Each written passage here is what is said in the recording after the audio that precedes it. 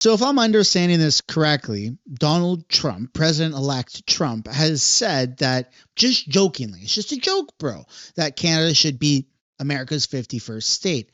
And then to add on to the joke, and it's all just a joke, he said that Trudeau is the governor instead of the prime minister. And then to add on to the joke of the joke of the joke, he said that, you know what, we're just going to take Canada as we want because who's really going to stop us? But he's just joking, but not joking, all while Christmas is happening. It's a little stressful. And then to add on to the joke of the joke of the joke of the joke, he said, obviously, Canada's hero, Wayne Gretzky, greatest hockey player of all time, arguably at least, should be the prime minister of Canada. But it's just a joke.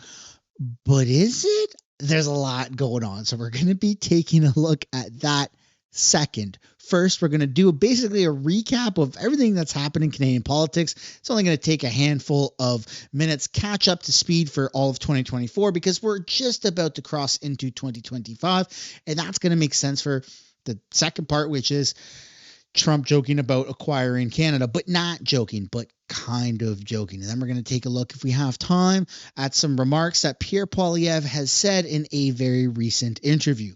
Whew, one hell of an intro. Welcome back to the channel. Welcome back to another video, everybody. Before we get into it, I do want to encourage you all to hit the like button and subscribe to this channel. It really helps with the growth, and I really appreciate it. And also, Merry Christmas to everybody who wished me a happy birthday, which was on December 25, and almost Happy New Year. Without further ado, let's get into the recap of Canada and its political sphere for all of 2024. There's a lot of things that have happened for us to get to where we are right now, and it's kind of not really a surprise if we really think about it. 6 more years. Questions about the Prime Minister's leadership started early in January and persisted throughout the year. Newfoundland and Labrador MP Ken McDonald was the first to say a review was needed. Are you losing support in your caucus? Good to see you guys. That feeling seemed to fester for months. Throughout the year, the number of MPs calling for Trudeau to step down only grew, as the Prime Minister's personal polling numbers continued to sag. There were a number of attempts to change the channel and improve the party's polling numbers. The Prime Minister renamed the Climate Action Incentive Payment, hoping to reframe the consumer impact of the carbon tax by giving it a new name, the Canada Carbon Rebate. But it did little to sway public opinion, and it further emboldened the opposition Conservatives. Why not allow Canadians to vote to axe the tax? As the fiscal year came to a close, the Liberals attempted to reset their economic agenda with a budget that prioritized spending on housing, pharma and dental care, as well as a school food program. To pay for it, the Liberals increased the inclusion rate on the capital gains, claiming it would only affect 0.13% of Canadians. The government also took heat for how it handled foreign interference. Justice Marie-Josée Hogg led the public inquiry that included testimony from Prime Minister Justin Trudeau, his staff, and national security advisors. We have a role to play in asking questions, on thinking critically. Intelligence reports deemed Canada a, quote, low-risk, high-reward target because there are few legal or political consequences if you are caught. Months later, the National Security... It really feels like Canada is a place where crime happens, not just for citizens, but also for its politicians. I mean, our politicians have been so corrupt and caused so much damage to our economy, to the people, and there's literally been nobody held accountable. For crying out loud, one of our MPs literally pretended to be Indigenous so that his numbered company could get free government grants, and then he got caught, and instead of resigning as a member of parliament, he just stepped down from Trudeau's internal cabinet. But he's still a freaking MP. He still votes. He still has a seat at the table. He still sits in parliament. I mean, that's insane. That's absolutely insane. You do that for any other job in any part of the world, even here in Canada. You pretend to lie on your resume to get a job or whatever the heck it is, and you're not going to have that job, not for much longer. But here in Canada, no, they get rewarded. It's kind of weird. It's very disgusting, actually. Security and Intelligence Committee of Parliamentarians released a report saying MPs or senators wittingly or unwittingly colluded with foreign governments. What they're doing is unethical. It is, in some cases, against the law, and it is indeed they are indeed traitors to the country. Later in the year, Canada took action on alleged foreign interference, expelling 6 Indian diplomats, including the High Commissioner, who was identified as a person of interest in the assassination of Sikh activist Hardeep Singh Nijjar. In a year where the Prime Minister tried to assert Canada's sovereignty, his grip on the Liberal Party was put to the test. The Liberals lost 3 seats in by-elections, notably in 2 historic strongholds on the island of Montreal and in downtown Toronto. In both, Trudeau's unpopularity was seen as a direct cause. Well, they also just lost that, was it Langley Cloverdale out in British Columbia in the Lower Mainland. They're losing all of their stronghold ridings. So how stronghold is it? I mean, even crying out loud, the freaking leader of the NDP, Jagmeet Singh, is quite literally projected to lose his own riding, his own seat. And then the Prime Minister himself is projected to lose his seat. Like, this is bananas. We have such lack of confidence in these people that, never mind them running the country, they're going to lose their own seats. Like, that's pathetic. I'm not saying we should put trust in these 2 individuals I've mentioned.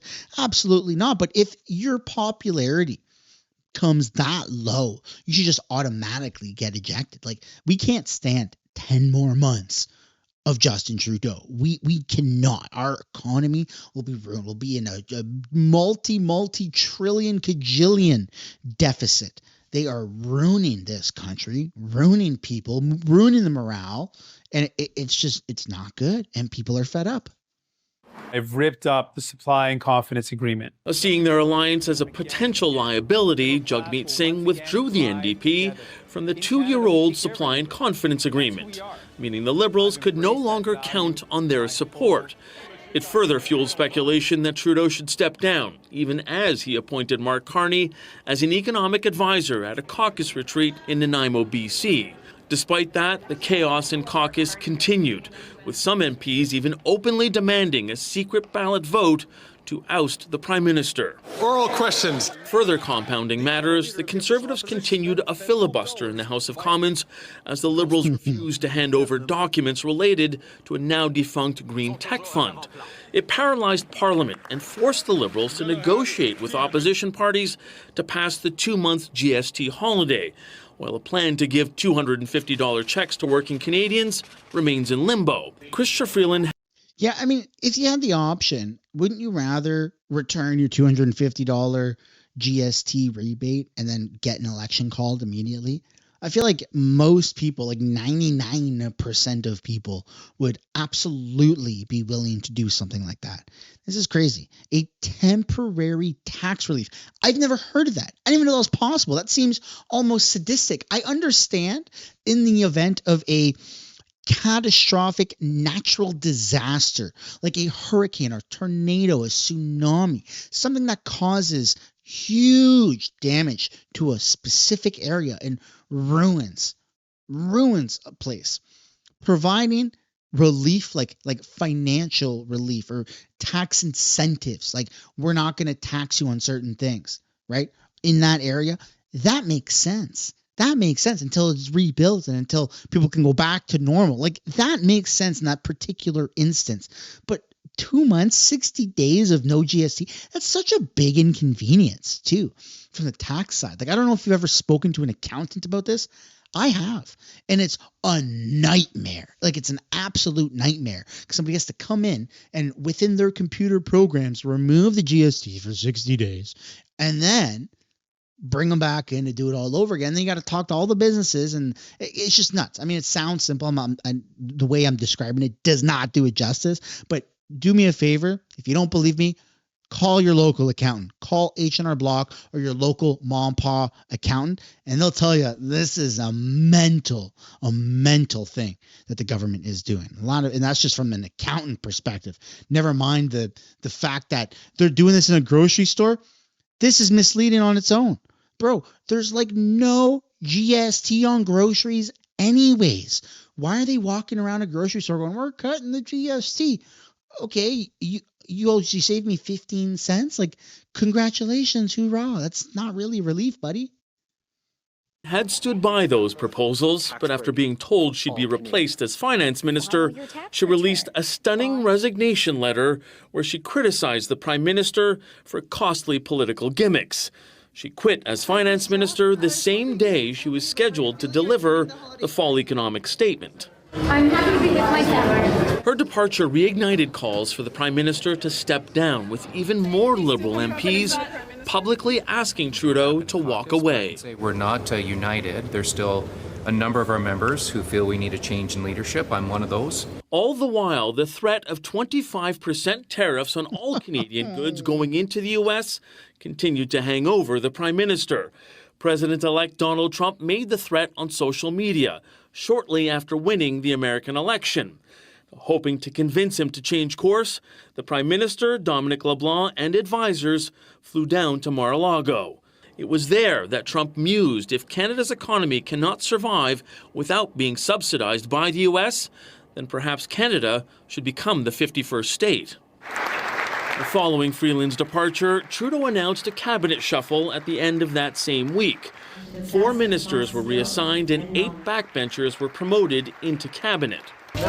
So now you're caught up to like a friggin' couple of weeks ago. It feels like a couple of hours ago, because since then there's been a lot of developments. Now, I talked about this in my most previous video, not what we're about to get into, but the fact that Kevin O'Leary is going down to Mar-a-Lago to talk with Trump about actually acquiring Canada and what that's going to look like. So hoorah, hooray, or uh-oh, that's not good. There's a lot of mixed emotions from that. And there's also the fact that Trump has basically said, well, we're just going to kind of take Canada. So yeah, that's a little scary. And then there's this, how Trump has said that Wayne Gretzky should run for prime minister.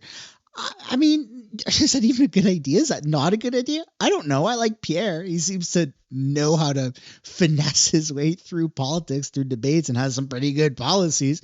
But Gretzky, I mean, he's a great hockey player, but is he a good politician?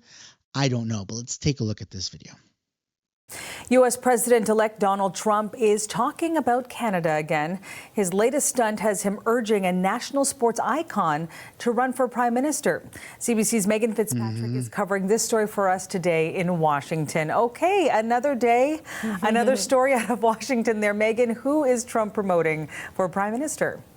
Yeah, Trump weighing in on Canadian politics on his social media platform, Truth Social, which, of course, Canadian politics in a bit of turmoil lately with that dramatic resignation of Chrystia Freeland, which then prompted questions about Prime Minister Justin Trudeau's leadership and calls for him to resign from some of his own MPs. Now Trump is weighing in on who he thinks should be Prime Minister of Canada, and it's Wayne Gretzky, hockey legend. Let's take a look at what Trump wrote about Gretzky. He said, "I just left Wayne Gretzky, the great one as he's known in ice hockey circles. I said, Wayne, why don't you run for Prime Minister of Canada, soon to be known as the Governor of Canada?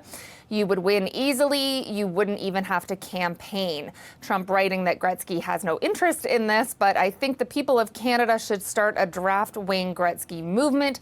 It would be so much fun to watch, Trump wrote. That post was then reshared on social media by Wayne Gretzky's wife, Janet Gretzky. Now, we know that the Gretzkys are friends with Trump and that they do hang out socially. When Trump won the election in November, there were social media posts showing Wayne Gretzky and his wife Janet and some of their children at Trump's victory party at Trump's resort in Florida, Mar-a-Lago. There was a photo of Gretzky wearing a Make America Great Again baseball hat. Janet Gretzky, in one of her social media posts, called Trump a great friend and congratulated him on his victory. We also know that Wayne Gretzky's son-in-law, Dustin Johnson, he's a professional golfer and has golfed with Trump. And so the families spend time together. But this post, again, Trump referring to the Prime Minister of Canada as governor. This is something he's been doing lately, and this is all in the context of Trump threatening to impose massive tariffs on Canada once he takes office unless Canada makes some changes to tighten up things at the border. Trump has been suggesting that Canada become the 51st state, saying he thinks it would be a great idea. And yet again, another post on Christmas Day making the same suggestion, Marianne. Okay, well, Trump has also made waves by saying the U.S. should take control of the Panama Canal. He's named a new ambassador, an American ambassador to the country. What's the latest? Yeah, and he also wants to buy Greenland. And I don't know if these are very serious things or if he's just having fun. But nonetheless, a seed has been planted. And this is how Trump operates. He says something one day, he waits for time to go by, weeks, months, sometimes even years. And then the hammer swings and he gets what he wants. Now, will he get Canada as the 51st state or a part of America? I don't know. Nobody knows except for somebody who's living in the future. You can't listen to any analyst, any YouTuber, any news anchor that has the answer. None of us know. A lot of people are saying, well, I mean, there's basically no border anyway, since so many illegals are crossing, might as well just get rid of the borders and we all just merge and join. A lot of other people are saying, hey, we're patriotic here in Canada. Screw you. We may be a bit of a smaller country, but that doesn't dismiss the fact that we're our own independent, large democracy. And so a lot of people have mixed feelings here. I myself find myself in this mixed feeling situation where I like America. I mean, for crying out loud, they have dozens of different flavors of potato chips. I know that sounds stupid, and especially now that I've said it out loud, we're talking about acquiring and our country, and it's like, hey, take us. You have more flavors of potato chips. The more I say it out loud, the crazier I'm sounding. But believe me, in here, it makes sense. But something that small, I know it sounds silly, but just bear with me for a second, okay? You walk through the grocery store, Canada has different types of chips. When you look at like barbecue, we have barbecue chips. And you go to America, they've got barbecue. They've got Southwest barbecue, Southeast barbecue, Northern barbecue, Southern barbecue, super barbecue, not so barbecue, but still barbecue. There's just a variety of different barbecue chips. Now, is that a good argument for us to be acquired by America? No, but how many other varieties of the same singular things does America have in comparison to Canada? The answer is a lot. Now, is this me, Mr. Sunshine Baby, making an argument or justification for Canada to be acquired by America because the fact that they have dozens of flavors of barbecue chips? Absolutely not. Absolutely not. That was a really bad time to clear my throat. But in all seriousness, I think that we owe it to ourselves to just listen to any of these conversations that entertain it. Do I think that we should get rid of our sovereignty and our democracy to be part of America? I don't think so. I don't think so. I don't think so. I don't think so. But I like America. But I like Canada. But I like America.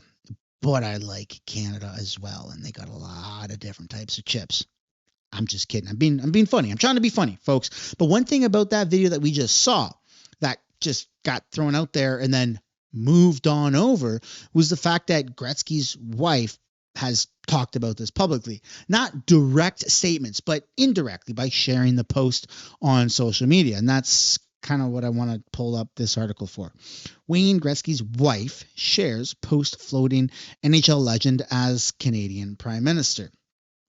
And you can see here that she got the message by sharing the post on social media on Wednesday, which is crazy. It's like, hey, you know what? The Trump Meister himself says that maybe we should be part of America and that my husband should be prime minister. And I'm just going to casually share that out there. So food for thought. I'm not saying that he would make a good prime minister. I think Pierre Poilievre, we got to give him a shot. We owe him that. But time's ticking, and we might become Americanada before Pierre gets it. I'm just joking, but maybe I'm not. I don't know. Who knows what's going to happen? But let's take a look here at this video. The CTV says a more coordinated response needed on Trump's comments about Canada, because it's just kind of been, hey, we should acquire you, and then there's nothing you can do about it. Let's now invite Laurie Williams, political analyst, Montreal University, in this conversation. Laurie, good evening, and thanks for your time here on CTV News Channel. Great to be with you, Akshay. So, the Prime Minister, it seems, Laurie, has responded to all the mocking and provocation with 6 words and this 6 minutes long video clip. While the video has a good message, a strong message, a reminder to what Canada and US are to each other, the question is it really enough? Well, I don't think it is, but it signals something that could be effective, and that is going directly to American citizens, letting them know not only about what Canada and who Canada is, but who Canadians are and how we've had this longstanding partnership and we can benefit one another. That was addressed in a fairly short social media post by Mark Carney, both saying, look, we got to get working together for the workers in both countries, and also we need to be clear on the failures or the shortcomings of the policy claims that are being made here. Somehow or another, taxes would be 60% less. I mean, this is just nonsense. And as a former governor of the Bank of Canada and the Bank of England, Mark Carney's got a lot of credibility on the financial front. You know, I'm glad you brought that reaction, because, yes, we are now beginning to see some reactions come in on all these insults from Donald Trump. And some may actually even say, Laurie, that this is political interference. After all, there are suggestions on who should be Canada's prime minister. But do you believe Canadian leaders, irrespective of which party they belong to, collectively need to do more to push back on all this rhetoric? Yeah, there's no question. There needs to be more done. There needs more effective, more coordinated response to all of this. And again, there may be first steps being made in that direction that we're starting to see. And as those become more effective, we'll perhaps see an impact. But Donald Trump is going to say outrageous things. He's done so for forever. And there's not a lot of credibility associated with some of the things that he says. Nevertheless, okay, but here's the thing about Trump is that it's not just things that he's saying. It's also things that eventually come true. I'm not suggesting that everything Trump says comes true, but a lot of the things that he says are seeds that he plants, and then life goes on. But then also a lot of the things that he says is just to stir the pot, because he's that kind of guy. He's the guy that likes to stir that pot. So again, we're just going to have to wait and see how this plays out. But I'd love to pass the question off to you guys. Like, do you think that there's an actual chance? Because I know this is all just talk and everyone's panicking. I'm panicking. Everybody's panicking. The media's going crazy. The world's going crazy. Trudeau must be going crazy at this point. Is this even possible? Like, nobody really knows. I mean, yes, in war times, a country can invade another country, and then that country becomes part of the country that did the invading. But in a non-state of war, can we just say, yeah, okay, we surrender to nothing, but we want to join your country? Like, is it left up to the people? Is it the prime minister that says it? Can the prime minister say that even though the people wouldn't want that, and then it becomes a reality? Like, there's so many variables, and I think this is just part of Trump's thing, right? Like, if the world were to actually go into, this is a declaration of World War III, nuclear bomb gets flown somewhere, and obviously that's not good, right? What then happens? Does America just say, okay, you're a part of us, we gave you a heads up, and now it's happening? If that were the case, what are we going to do? We have no army. Are we going to send a bunch of Canada revenue agencies to the border and say, haha, we're going to tax you before you enter with your tanks and invade our country to then grow your military across the entire North American continent? Like, what happens then, right? There's so many variables about this that we just don't really know. But one thing is for sure, Canada may not have an army, but we sure do have a good tax army. That's a bad joke considering we have more Canada Revenue Agencies than employees than we do people in the military. Oh my goodness. We're screwed, aren't we? The message is being heard by some Americans and counter messages need to be conveyed. And that has to be done in a coordinated way. And we're not seeing that coordination. We're not seeing that leadership in a very effective way just yet. And that's why this leadership vacuum is continuing to plague us. What, in your view, though, while I understand this one may be a little difficult to assess because it's Donald Trump, but why do you think Donald Trump is doing all that he's doing? Because he already has our attention. When it comes to the issue of border, for example, we are hearing responses, we are hearing from the feds, from several provinces who are doing something about it. But the fact that it's the 51st state, the fact that we should have a governor, why are we at the receiving end repeatedly, especially the last 1 month? Because why not? Like, I can answer that because we border America. Trump isn't going to say, hey, France, are you looking for some freedom over there?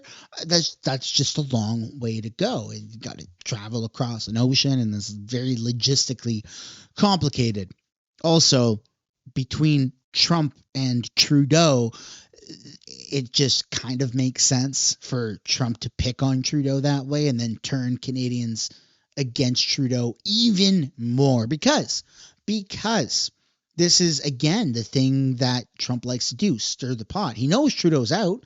Everybody knows Trudeau's going to lose. It's just a matter of when that's going to happen. And hopefully he doesn't pull some emergency measure saying, hey, look, we're actually at war with Russia, so no election, because that's a real thing that Trudeau can do. Under War Measures Act, you can stop, block, postpone an election until further notice, or somewhat kind of indefinitely until the war or the threat has ceased, right? And so there's like a lot of moving parts, a lot of things happening day to day, minute to minute, new developments. But we all know that Trump does not like Trudeau. And in fact, any country, any media from any country will take 100% opportunity to shit on Justin Trudeau for clicks, for views, for attention, for comedic relief.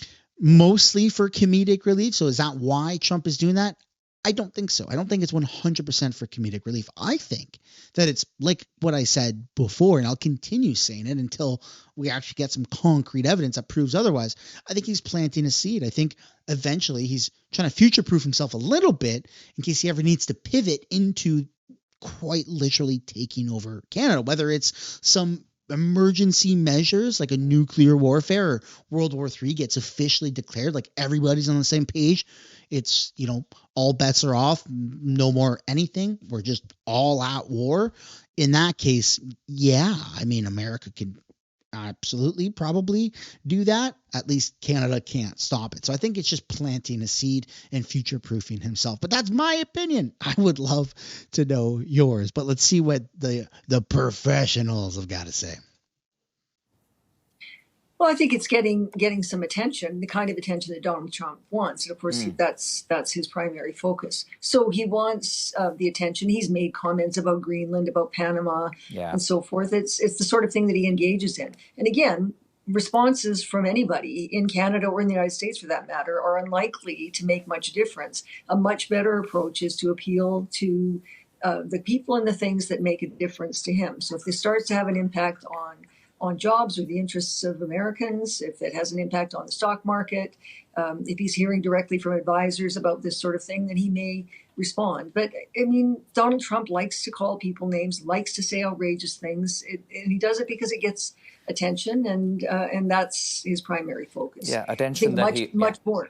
Yeah, and of course, a much more effective strategy would be to focus on those he listens to. Absolutely. Okay, we'll leave it at that for tonight, but always appreciate your time and your insights. Laurie Williams, political analyst, Montreal University. And so there you go. Again, professionals have their own opinion. I have my own opinion. I would absolutely love to know your opinion. Do you think it's not only possible, but do you think it's likely? Let me know down in the comments what you guys have to say about that. Ladies and gentlemen, this is the end of the video. I know at the beginning I said we would watch a Pierre Poilievre interview that just recently happened if there was time. But unfortunately, there isn't. We're almost like 30 minutes into the video. So the next video will include a Pierre Poilievre interview. So I highly encourage you guys to not only drop a thumbs up on this video, but also subscribe and turn post notifications on. I don't say it to be annoying. I say it so that we can actually fight the YouTube algorithm, man. And it acts as a layer of insurance so you can be notified of upcoming videos. I look forward to seeing you guys later on in another video. Bye for now.